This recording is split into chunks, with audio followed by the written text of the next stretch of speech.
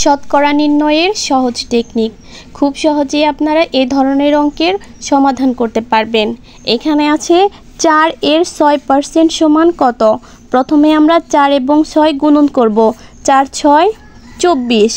তারপর ডান দিক থেকে 2 ঘর আগে একটা দশমিক দেব। 1 2। দশমিকের আগে একটা শূন্য বসিয়ে দেব। এরপর 3 এর 2% সমান কত। 3 দুগুণে 6।